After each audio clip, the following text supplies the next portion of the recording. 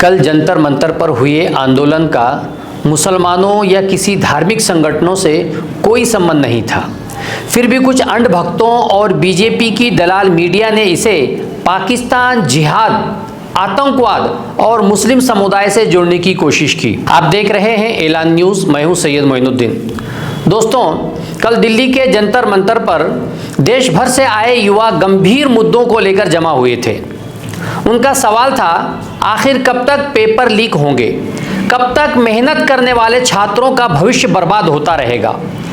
कब तक भर्ती परीक्षाएं भ्रष्टाचार और घोटालों की भेंट चढ़ती रहेंगी?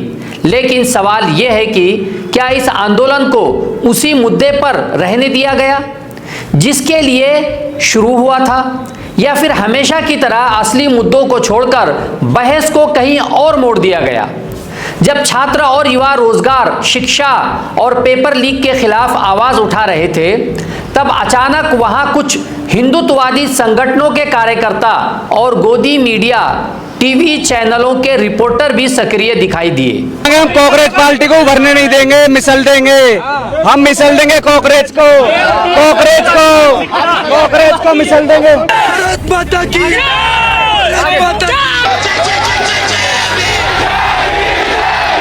जिसको चाहिए आजादी खुल के देंगे, आजादी आकर ले लो, आजादी हम देने के लिए तैयार खड़े हैं। आजादी नई नई जब दुल्हन आती है ना घर में, वो ज्यादा ठुमक के चलती है, वो पायल छनकाती हुई चलती है। तो ये जो कॉकरोच है, ये नई दुल्हन है, ये ज्यादा छनक छनक के चल रही है। आज यही कॉकरोच को कुचलने आए हम लोग यहाँ पर। कॉकरोच को इसलिए कुचला जाएगा जो देश विरोधी काम करेगा, उसको कुचला जाएगा। जैसे उन आतंकवादियों को ठोका हमारी सेना ने, वैसे तुम्हें भी ठोक देंगे हमारी सेना। यहाँ पे मेरा नाम अंशु कुमार है। मैं धर्मेंद्र प्रधान का इस्तीफा मांगने आया था। यहाँ पे नीट पेपर में बात करने आया था, मगर यहाँ पे लोग हिंदू मुसलमान दुनियादारी, पहलगाम में हमला क्यों हुआ, ये पाकिस्तान, एक लड़के को पाकिस्तानी बोल दिया गया, उस पे बात करने गया। यहाँ पे सुनिए, आरएसएस मुर्दाबाद, आजादी के नारे लगा रहे हैं। ये बताइए, ये सब हो रहा है यहाँ पे। आप बोलिए धर्मेंद्र प्रधान रिजाइन दे। मैं खुद बोल रहा हूँ 20 मिलियन कॉकरोच को खोजने आया हूँ। समझ रहे हो बीजेम? 20 मिलियन। कितने?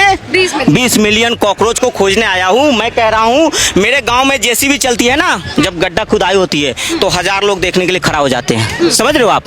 हाँ, गांव में जब झगड़ा लड़ाई होता है तो 500 लोग देखने के लिए खड़ा। यहाँ पे कितने आए? 200 लोग। कितने? और वहाँ तो 21 मिलियन फॉलोवर्स हैं। हाँ, तो 21 मिलियन में 200 माइनस कर दो, बाकी जो हुए उसको फेक कैटेगरी में डाल दो। समझ रहे हो? मैं कह रहा हूँ कि नीट पेपर जो लीक हुआ है वो बिल्कुल गलत हुआ है। धर्मेंद्र प्रधान जी को जिम्मेदारी लेना चाहिए। लेकिन मैं कहूँ कि धर्मेंद्र प्रधान, तुम्हारी सरकार गिरा दूंगा, मोदी की सरकार गिरा दूंगा, तो ये नहीं चलेगा। भारत को बांग्लादेश बना दूंगा, भारत को नेपाल बना दूंगा। समझ रहे हो? जेनजी आंदोलन जो नेपाल में हुआ, समझ रहे हो? अब ये कह रहा हूँ कि ये जेनजी आंदोलन जो है, ना राहुल गांधी का समर्थन है, ना कोई केजरीवाल आ रहा है खुल के सपोर्ट करने, ना अखिलेश आ रहे हैं, ना तेजस्वी आ रहे हैं, ना ममता आ रही है। उसका तो कहानी खत्म, वो अंडा खा रहा है उधर, समझ, अंडा फूट रहा है उसके ऊपर। तो मैं कह रहा हूँ कि आखिर ये जेनजी को सपोर्ट कौन कर रहा है? एक जेनजी आज आया है, एयरपोर्ट से डायरेक्ट यहाँ आया है। आए नहीं अभी तक? आए नहीं, पहुंचे नहीं, खत्म हो गए। अरे आ गए, वो चुपके चुपके आ गए। मैं कह रहा हूँ कि जेनजी, जो देश के जेनजी असली, वो देश के साथ खड़े हैं। जो देश के जेनजी है वो धर्म को बचाने के लिए खड़े हैं। जो देश के जेनजी है वो मोदी जी के साथ खड़े हैं। सुअर, सबसे आप सुअर किसको कह रही है? इंसान यहाँ सुअर है। कौन सुअर है यहाँ पे? कौन सुअर है यहाँ पे? अरे क्यों देंगे? क्यों देंगे? कौन उमर खालिद? हम तो नहीं जानते। हम यहाँ धर्मेंद्र प्रधान के रेजिग्नेशन के लिए आए। सबसे बड़ा सवाल यह है कि अगर आंदोलन का मुद्दा पेपर लीक और शिक्षा व्यवस्था था, तो धार्मिक और सांप्रदायिक बहसें वहां कैसे पहुंच गई? क्या युवाओं के सवालों का जवाब देना सत्ता पक्ष के लिए मुश्किल हो गया है? क्या बेरोजगारी, पेपर लीक और भर्ती घोटालों पर चर्चा से बचने के लिए सत्ता पक्ष बहस को दूसरी दिशा में मोड़ दिया? वीडियो और सोशल मीडिया पर सामने आई कई क्लिप्स में आपने देखा कि सत्ता पक्ष ने किस तरह आंदोलन के मूल मुद्दों की जगह हिंदू मुस्लिम बहस शुरू करा दी। ऐसा लगता है कि जब सत्ता से जुड़े सवालों का जवाब नहीं होता, तब सबसे आसान रास्ता यही होता है कि लोगों को धर्म और पहचान के आधार पर बांट दिया जाए। पेपर लीक की बात हो रही हो तो पाकिस्तान ले आओ, रोजगार की बात हो रही हो तो हिंदू मुस्लिम शुरू कर दो, शिक्षा व्यवस्था पर सवाल उठ रहे हो तो राष्ट्रवाद का शोर मचा दो। देश का युवा पूछ रहा है कि उसकी नौकरी कहां है, उसकी परीक्षा सुरक्षित क्यों नहीं है, उसके भविष्य की गारंटी कौन देगा। लेकिन इन सवालों का जवाब देने के बजाय भक्त और गोदी मीडिया बहस को सांप्रदायिक दिशा में मोड़ने की कोशिश कर रहे हैं।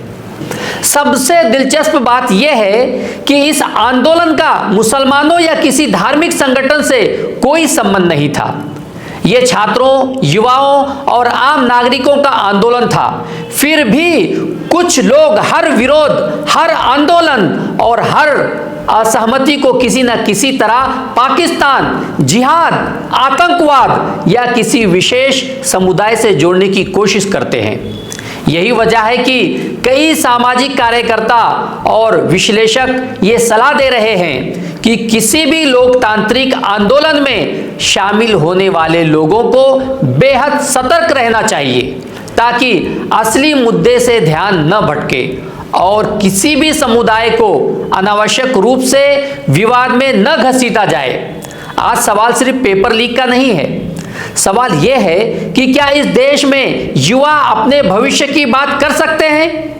क्या छात्र अपनी परीक्षाओं की ईमानदारी पर सवाल उठा सकते हैं? क्या लोकतांत्रिक विरोध को बिना सांप्रदायिक रंग दिए सुना जाएगा? अगर हर आंदोलन को धर्म, पाकिस्तान और राष्ट्रवाद की बहस में बदल दिया जाए तो फिर शिक्षा, रोजगार और भ्रष्टाचार जैसे असली मुद्दों पर बात कौन करेगा? देश को आज जरूरत नफरत की नहीं, जवाबदेही की है। क्योंकि जब युवा अपने भविष्य के लिए सड़क पर उतरते हैं तब लोकतंत्र मजबूत होता है। लिहाजा देश के हर नौजवान को चाहिए कि लोकतंत्र को बचाने के लिए कॉकरोच पार्टी का साथ दें, उनका समर्थन करें। इस पर आपकी क्या राय है, कमेंट में जरूर बताएं। जय हिंद। ऐलान न्यूज़ लाइव, हमारी खबर, आपका हौसला।